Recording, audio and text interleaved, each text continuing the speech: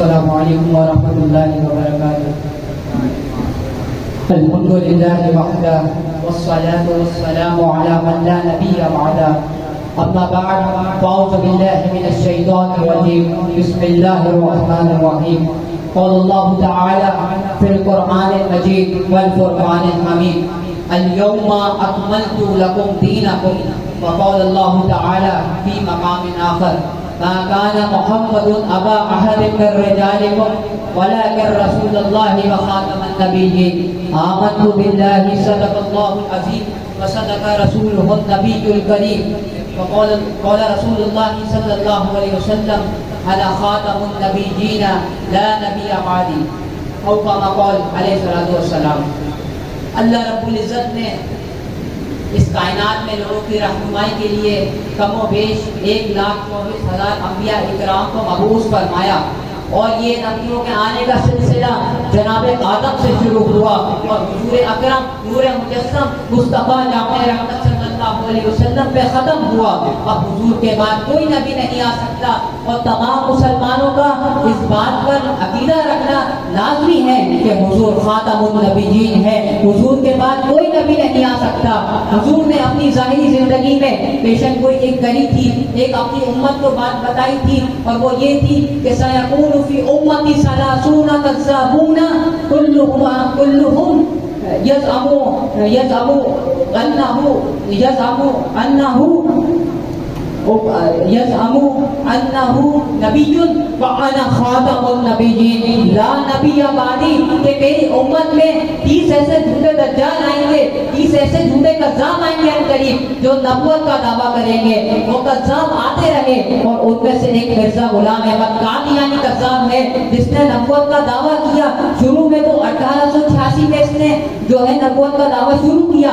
سب سے پہلے یہ مجدد ہونے کا دعویٰ کرتا ہے, اس کے بعد یہ حد سے بڑھتا ہے اور 1890 کے اندر یہ دعویٰ کرتا ہے کہ میں مسیح موعود ہوں. اس کے بعد یہ اور حد سے بڑھتا ہے اور دعویٰ کرتا ہے کہ میں حضرت عیسیٰ ہوں. اس کے بعد یہ رکتا نہیں ہے, پھر اور آگے بڑھتا ہے اور دعویٰ کرتا ہے 1901 میں جا کے کہ میں نبی ہوں. معاذ اللہ, جس نے مجھے نبی نہیں قبول کیا وہ ہلاک ہو گیا اور جس نے جو ہے مجھے نبی مان لیا اس کو مبارک ہو.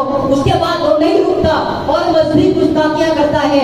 کبھی حضرت عیسیٰ علیہ السلام کے متعلق گستاخی کرتا ہے, کبھی انبیاء اکرام کے متعلق گستاخی کرتا ہے, کبھی حضرت مریم سلام اللہ علیہ کے متعلق گستاخی کرتا ہے اور آخر میں رکتا نہیں ہے بلکہ حدیں پار کر دیتا ہے اور آخر میں خدا ہونے کا معاذ اللہ دعویٰ کر دیتا ہے اور کہتا ہے کہ میں وہی خدا ہوں کہ جس نے معاذ اللہ زمین و آسمان کو بنایا. معاذ اللہ یہ کہتا ہے کہ میں وہی خدا ہوں کہ جس نے آسمان کو ستاروں سے سجایا. مزید گستاخیاں کرتا رہتا ہے, کرتا رہتا ہے, کرتا رہتا ہے. اس کے بعد پھر آخر 1908 میں اس کے گندے وجود سے, اس کے ناپاک وجود سے جو ہے یہ کائنات پاک ہو جاتی ہے. لیکن یہ اپنے پیچھے اپنے پیروکار کو چھوڑ کے جاتا ہے کہ جن کا سدباب کرنا ہر مسلمان پہ ضروری ہے. اور کسی کے ذہن میں یہ سوال, کسی کے ذہنوں کے دریچوں میں یہ سوال دستک دے سکتا ہے کہ ان کا سدباب کرنا کیوں ضروری ہے. قادیانیوں کا سدباب اس لیے ضروری ہے کہ یہ مسلمانوں کو مساجد سے دور کرتے ہیں. قادیانیوں کا سدباب اس لیے ضروری ہے کہ یہ مسلمانوں کو مدارس سے دور کرتے ہیں. قادیانیوں کا سدباب اس لیے ضروری ہے کہ یہ مسلمانوں کو دین سے دور کرنا چاہتے ہیں. قادیانیوں کا سدباب اس لیے ضروری ہے کہ یہ مسلمانوں کے دل میں جو عشق مصطفیٰ کا چراغ روشن ہے اس کو بجھانا چاہتے ہیں. قادیانیوں کا سدباب اس لیے ضروری ہے کہ یہ مسلمانوں کے اندر سے جہاد کے جذبے کو دور کرنا چاہتے ہیں. قادیانیوں کا سدباب جو ہے اس لیے ضروری ہے کہ یہ مسلمانوں کے کالج اور یونیورسٹیز میں جا کے ان کے سبجیکٹس میں سے جو ہے یہ تمام چیزیں نکالنا چاہتے ہیں جو ختم نبوت کے متعلق ہیں. اس لیے قادیانیوں کا سدباب ضروری ہے. اور پھر آخر میں سوال آتا ہے کہ قادیانیوں کا سدباب کیسا کیا جائے. اگر ہم چاہتے ہیں کہ ہم قادیانیوں کا سدباب کریں تو اگر ہم چاہتے ہیں کہ قادیانیوں کا سدباب کیسے کیا جائے ہم جاننا چاہتے ہیں تو ہم صدیق اکبر کا وہ کردار دیکھیں جو آپ نے جنگ یمامہ میں حسین کا قذات کا خلاف پیش کیا. اگر ہم چاہتے ہیں جاننا چاہتے ہیں کہ قادیانیوں کا سدباب کیسے کریں تو ہم حضرت امام احمد رضا کا وہ کردار دیکھیں تو آپ نے قادیانیوں کے خلاف پیش کیا. اگر ہم قادیانیوں کا سب سے بات کرنا چاہتے ہیں تو ہمیں پیر مہر علی شاہ صاحب کا وہ کردار دیکھنا ہوگا جو آپ نے قادیانیوں کے خلاف پیش کیا. اگر ہم قادیانیوں کو سب بات کرنا چاہتے ہیں کہ ہم جاننا چاہتے ہیں کہ کیسے کیا جائے تو ہمیں پیر جماعت علی شاہ صاحب کا وہ کردار دیکھنا ہوگا جو آپ نے قادیانیوں کے خلاف پیش کیا. اگر ہم قادیانیوں کو سب بات کرنا چاہتے ہیں تو ہمیں پیر جماعت علی شاہ صاحب کا وہ کردار دیکھنا ہوگا جو آپ نے قادیانیوں کے خلاف پیش کیا. اگر ہم قادیانیوں کو سب بات کرنا چاہتے ہیں تو ہمیں احمد قائد ملت اسلامیہ شاہ احمد نورانی کا وہ کردار دیکھنا ہوگا جو آپ نے پارلیمنٹ میں قادیانیوں کے خلاف پیش کیا. ہم اپنے علماء کے دامن سے وابستہ ہوں گے, ان کے دامنوں کو پکڑیں گے اور علم دین کو صحیح طرح حاصل کریں گے.